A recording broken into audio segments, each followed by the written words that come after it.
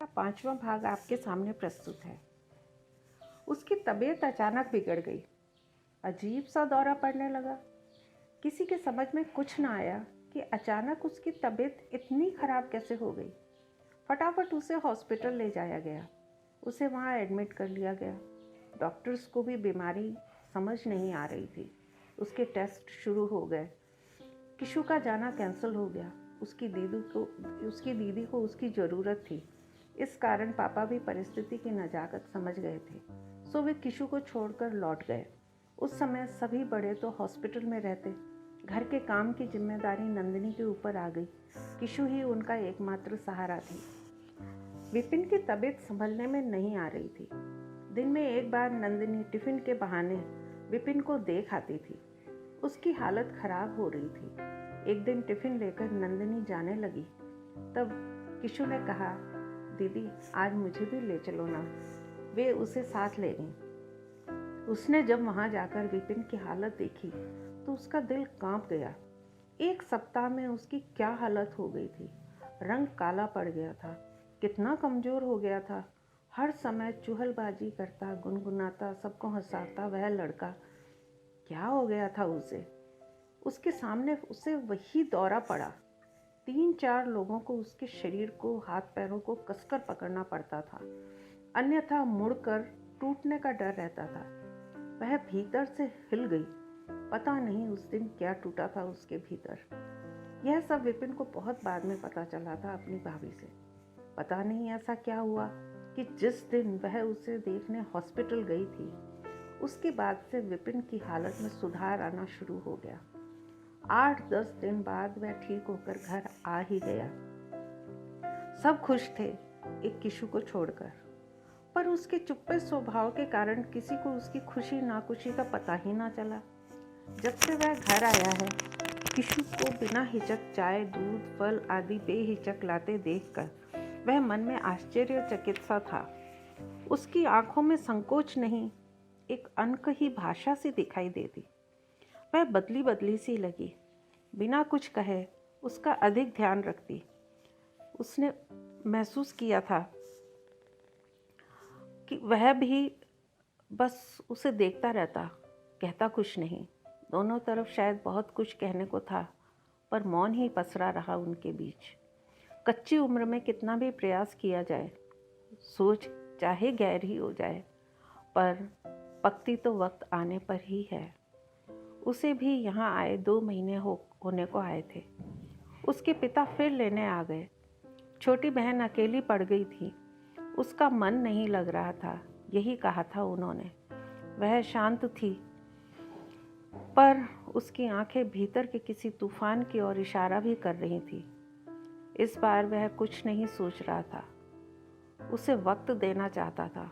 हाँ, bus stand छोड़ने जरूर गया था अपनी भाभी के साथ। बहुत गर्म दिन था वह, पर क्या उनके प्यार से भी अधिक, जिसकी तपिश दोनों को झुलसा रही थी।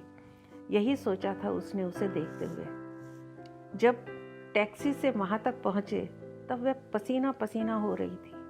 ऐसा लग रहा था जैसे अनेक धाराएं उसके सिर से निकलकर चेहरे पर बह रही हों। उसे देख शिव याद आए। उनके मस्तक पर बहती गंगा याद आई। उसे न जाने क्या सूझा कि अपना रुमाल उसके आगे कर दिया। बिना ना नुकर के उसने वह ले लिया। पसीना पहुंचकर जब वह अपने बैग में रखने लगी तो उसने उसके हाथ से रुमाल छीन सा लिया। इतना ही कहा, किसी का रुमाल नहीं रखना चाहिए, और हल्के से मुस्कुरा दिया। पहली बार जाने से पहले उसने बिना संकोच के उसे देखा था। वे आंखें गहरे उतर गई थी उसके भीतर, और आज भी वह रुमाल उसकी एकमात्र निशानी के रूप में उसके पास सुरक्षित रखा है। जब तब वह उसे सूंघकर उसकी देह गंध पा ही लेता है, उन आँखों में झांक लेता है। वह चली गई, हमेशा के लिए। भीड़ में जैसे अकेलापन होता है, वही उसके मन का हाल था। अब कैसे कटेंगे दिन। वह भी चला जाना चाहता था, पर बीमारी से घबराई माँ उसे जाने नहीं दे रही थी। पर वह अब रुक नहीं पा रहा था। मगर जाए भी कहाँ, किस बहाने से। उसके कॉलेज तो खत्म हो चुके थे। एक सूनेपन ने घेर लिया उसे। अपने कमरे में ही पड़ा रहता। सभी को लगता कि तबीयत की वजह से सुस्त हो गया है। कुछ समय बाद खबर मिली थी कि उसकी शादी तय हो गई है। वह भौचक्का सा रह गया यह जानकर। इतनी जल्दी? अभी तो प्यार परवान भी न चढ़ा था। ये कैसी सजा मिल रही थी उसे और किसकी तरफ से थी यह भी पता नहीं चल रहा था। सब जा चुके थे। बच्चों के नाम पर एक वही रह गया था घर में। अपने सवालों से परेशान होकर एक दिन हिम्मत कर वह नंदिनी भाभी के पास गया। उनसे कहा, क्या थोड़ी देर आपके पास बैठ सकता हूँ? वह चौंकते हुए उसे देखते बोली, क्यों, तुम्हें कब से इजाज़त की ज़रूरत पड़ गई? आओ बैठो ना। वह धीरे से पास पड़ी कुर्सी पर बैठ गया। सामने पलंग पर वे बैठ गईं। दोनों कुछ देर तक मौन ही बैठे रहे। नंदिनी ने ही बात के सिरे को पकड़ते हुए पूछा, अब कैसी तबीयत है तुम्हारी?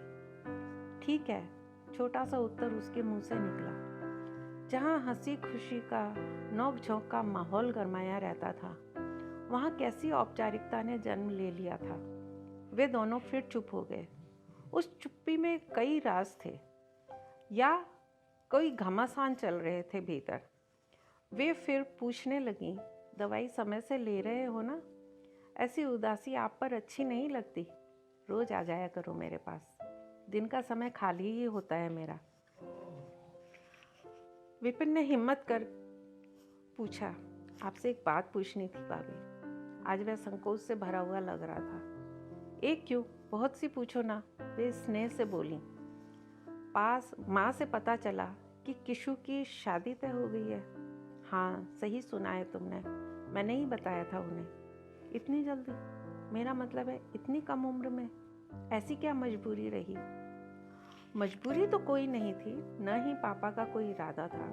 अचानक लड़के वालों की तरफ से रिश्ता आया और वे अपनी तरफ से पूरा दबाव देकर गए हैं कि हमें अपने घर के लिए यही लड़की चाहिए। लड़का लंदन में है, आएगा तब सगाई की रस्म पूरी होगी। अभी तो उसे अंगूठी पहना गए, करीब करीब 1 साल लग जाएगा शादी में। पढ़ाई भी हम करवा देंगे यह कहकर उन्होंने हमारे नाक की सारी गुंजाइश खत्म कर दी। पापा ने भी फिर मंजूरी दे ही दी। उन्होंने एक ही सांस में सारा ब्यौरा दे दिया। और किशु क्या चाहती थी, क्या उससे भी पूछा? उसने भी पापा की हाँ के बाद अपनी स्वीकृति दे ही दी। क्या वह इस रिश्ते से खुश है या पापा का मन रखने को हाँ कर दी? नंदिनी इस बार कुछ न बोली। उनकी चुप्पी उसे अखर रही थी। वे उसे गहरी नज़रों से देख रही थीं, जैसे कोई बात है जो होठों पर आना चाहती है पर आ नहीं रही है। वह उस उलझन को पढ़ पा रहा था। क्या छुपा रही हैं वे, यही प्रश्न उसके जहन में उठ रहा था। बताओ भाभी, क्या आप कुछ छुपा रही हैं मुझसे? क्या उसकी इच्छा के बिना ये शादी हो रही है? वह उम्मीद से भरकर बोला, नहीं भैया, उसकी पूरी सहमति से हुआ है ये रिश्ता। यह सुनकर उसका दिल टूट गया। क्यों किया किशु ने ऐसा? एक बार उससे बात तो करती। मना ही करना था तो सीधे उसे ही कह देती। वह मन को किसी तरह संभालने का जतन तो कर लेता। इतनी बेरुखी की उसे आशा नहीं थी। वह उठकर जाने लगा तो नंदिनी ने रोकते हुए कहा, 5 मिनट रुको, मैं चाय बना लाती हूँ, फिर इसका उत्तर दूंगी। जितने आप ये मैगजीन देखो, बस अभी गई और अभी आई, कहकर वे चली गईं। वह अनमना सा रुका रहा। चाय की जगह उसे जहर पीने का मन हो रहा था। वे उम्मीद से भी जल्दी चाय बना ले आई थीं। चाय की महक उन दोनों के बीच फैल गई। सुगंध से उसका मन कुछ हल्का हुआ। उसे प्याला देते हुए वे उसके पास पड़ी कुर्सी पर बैठ गईं। दोनों चाय पीने लगे। पीते पीते वे उसकी ओर देखने लगी।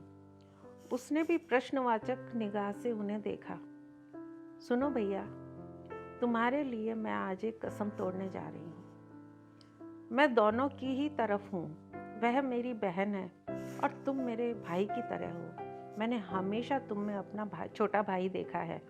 हम तो 3 बहनें ही रहीं।